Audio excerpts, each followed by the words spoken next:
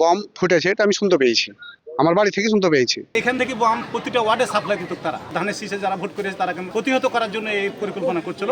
নির্বাচন অনুষ্ঠিত হয়ে গেছে, নির্বাচনের ফলাফল ঘোষণা হয়েছে, আমরা এটা মেনে নিয়েছি। বিভিন্ন জায়গাতে কেউ বলা হচ্ছে যে দাড়িপাল্লার লোকজন ধানের শীষের উপর হামলা করছে। বিএনপি নেতাকর্মীদের বাড়িতে হামলা ভাঙচুর অগ্নিসংযোগ করার জন্য তারা সশস্ত্র প্রস্তুতি নিচ্ছিল। নির্দোষ ব্যক্তিকে কোনো অ্যারেস্ট করা যাবে না, মামলা দেওয়া যাবে না। চাঁপাইনবাবগঞ্জ সদর উপজেলার চর বাগডাঙ্গা ইউনিয়নের ফাটাপাড়া গ্রামে ককটেল বিস্ফোরণে 2 জন নিহত এবং 3 জন গুরুতর আহত হয়েছেন। শুক্রবার 14 ফেব্রুয়ারি ভোর 5টার দিকে ফাটাপাড়া গ্রামের মৃত মকবুল হোসেনের ছেলে মোহাম্মদ কালামের বসতবাড়িতে কয়েকজন ব্যক্তি ককটেল বা হাতবোমা তৈরির সময় হঠাৎ বিস্ফোরণ ঘটে। এতে ঘটনাস্থলেই 2 জন নিহত হন।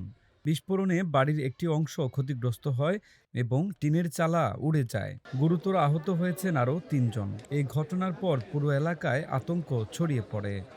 বম ফুটেছে, এটা আমি শুনতে পেয়েছি। তো দেখলাম, আমি ভিতরে দেখলাম যে হ্যাঁ বোমা বিস্ফোরিত হয়ে 2টা মানুষ মেরে পড়ে আছে, বাড়ির ওয়ালগালা পড়ে গেছে, টিন বাসটার উপরে উড়ে গেছে, 2টা মানুষ পুড়ে ছাই হয়ে পড়ে আছে। দেখে মানুষ দেখার পর বুঝতে পারা যায় না যে আসলে এগুলো কোথাকার, কে, চেনা অপরিচিত আর কি। দেখলাম 2 জন পানি পানি করে চিল্লেছে বিজয় বলছে যে তোমার নাম কি, বাড়ি কোথায়? বলছে আমার নাম আলামিন, বাড়ি কোথায় বলে না। এই তো বোমা তৈরি করছিল সম্ভবত। এরা হচ্ছে যে কালামের বাড়ি, কালামের ভাই দুলাল। তো দুলালকে যদি ওর তদন্ত করেন বা এই করেন, ওখানে সব তদন্ত বাড়িয়ে যাবে।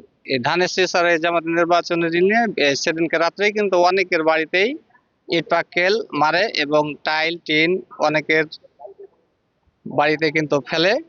নিরীহ মানুষ যাতে না বিপদে পড়ে এবং আর বিশৃঙ্খলা না ঘটে এবং মায়ের বুক খালি না হয় এবং কঠিন শাস্তির দাবি করছি আমরা চরবাড্ডাঙ্গাবাসী। স্থানীয়দের অভিযোগ, আওয়ামী লীগ থেকে জামায়াতে যোগ দিয়ে আধিপত্য বিস্তার করতে এই ককটেল বানানো হচ্ছিল।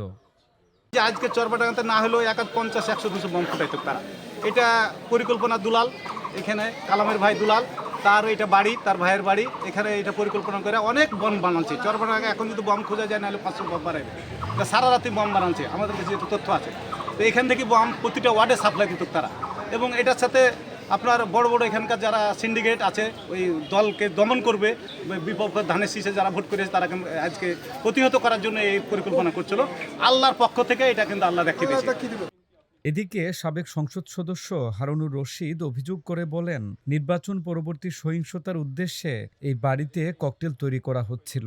তিনি এই ঘটনার সুষ্ঠু তদন্ত ও বিচারের দাবি করেন। এই সময় আজকে তাদের পরিকল্পনা ছিল সকালবেলা এই ইউনিয়নে একটা ব্যাপক গোলযোগ এবং গোলমাল তৈরি করার, যে উদ্দেশ্য নিয়ে এখানে আমাদের এই ইউনিয়নের চেয়ারম্যান টিপু চেয়ারম্যান বর্তমান দেশের বাইরে সম্ভবত অবস্থান করছে, তার অর্থায়ন এখানে আমাদের বুলবুল সাবেক চেয়ারম্যান বুলবুল, তার ভাইরা এবং এখানকার আরও কাদির সহ আরও বেশ কিছু সন্ত্রাসী, তারা এই সমস্ত দুলাল আরও এটাকে ইনভেস্টিগেশন করলে এটা তথ্য পাওয়া যাবে। তারা এই ইউনিয়নে আমাদের এই নির্বাচনের পর বিএনপি নেতাকর্মীদের বাড়িতে হামলা ভাঙচুর অগ্নিসংযোগ করার জন্য তারা সশস্ত্র প্রস্তুতি নিচ্ছিল। তবে জামায়াতের বিরুদ্ধে সাবেক এমপি হারুনুর রশিদের এই অভিযোগ অস্বীকার করেছেন জেলা জামায়াতের নায়েবে আমির। জড়িতদের বিচার দাবি করে তিনি নিরপরাধ কেউ যেন হয়রানির শিকার না হন সেদিকে নজর রাখতে অনুরোধ করেছেন শৃঙ্খলা বাহিনীর কাছে। নির্বাচন অনুষ্ঠিত হয়ে গেছে, নির্বাচনের ফলাফল ঘোষণা হয়েছে, আমরা এটা মেনে নিয়েছি। এটা কোনো রাজনৈতিক উদ্দেশ্য প্রণোদিতভাবে এটা ঘটেনি, রাজনৈতিকভাবে এই ঘটনার সাথে জড়িত নয়। এটা একটা বিচ্ছিন্ন ঘটনা, এটা আমরা মনে করি। প্রপার ইনভেস্টিগেশন করে প্রয়োজনীয় আইনের ব্যবস্থা নিতে হবে। নট ইনোসেন্ট ম্যান সাফারিং, এটা আমরা বলেছি। এটা কোনো নির্দোষ ব্যক্তিকে কোনো অ্যারেস্ট করা যাবে না, মামলা দেওয়া যাবে না। প্রপার ইনভেস্টিগেশন তদন্ত করে যারা আসল তাদেরকে এটা আইনের আওতায় নিয়ে আসতে হবে। বিভিন্ন জায়গাতে কেউ বলা হচ্ছে যে দাড়িপাল্লার লোকজন ধানের শীষের উপর হামলা করছে। আপনারা মিডিয়ার মাধ্যমে দেখছেন, আপনারা এটা প্রকাশ করেছেন। আসলে এটা আসল বিষয় নয়। আসল বিষয় হচ্ছে দাড়িপাল্লা ধানের শীষ নয়, প্রকৃতি দুষ্ট ব্যক্তি যারা সন্ত্রাসী, এরা কোনো দলেরই নয়। আমার উভয় দলের লোকজন, আমরা কিন্তু এদের শায়েস্তা হোক, শান্তি প্রতিষ্ঠিত হোক, আমরা এটা কিন্তু চাচ্ছি। খবর পেয়ে পুলিশ, র্যাব ও বিজিবি সদস্যরা ঘটনাস্থলে পৌঁছে পরিস্থিতি নিয়ন্ত্রণে নেন। ক্রাইম সিন ইউনিট আলামত সংগ্রহ করে তদন্ত শুরু করেছে। ঘটনাস্থলটাকে আমরা কর্ডন করে এদের আলামত সংগ্রহ বা তাদের এই বিষয়গুলো এখন দেখছি। তাদের রাজনৈতিক পরিচয় আমরা কিছু নাম পেয়েছি, তাদের রাজনৈতিক সংশ্লিষ্ট আছে কিনা সেটা আমরা খতিয়ে দেখব। বোম ডিসপোজাল টিম আসলে সেটা বোম ডিসপোজাল টিমের মাধ্যমে আমরা যদি বোম থেকেও থাকে আর সেটা ইয়ে করবো। এই জন্য আমরা বাড়ির ভিতরে ঢুকছি না যেন আলামতগুলো নষ্ট না হয়।